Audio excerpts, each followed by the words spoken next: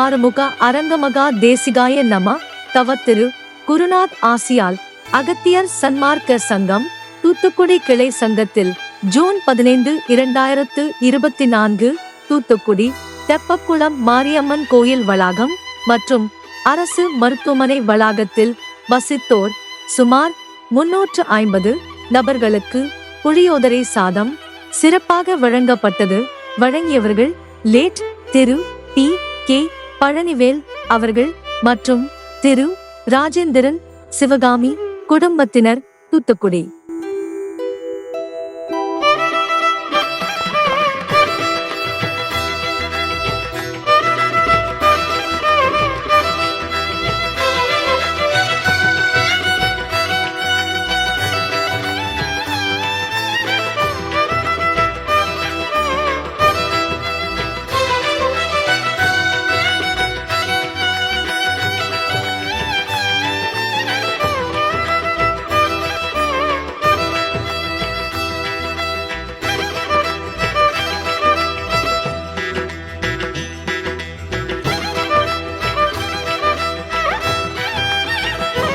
Thank you.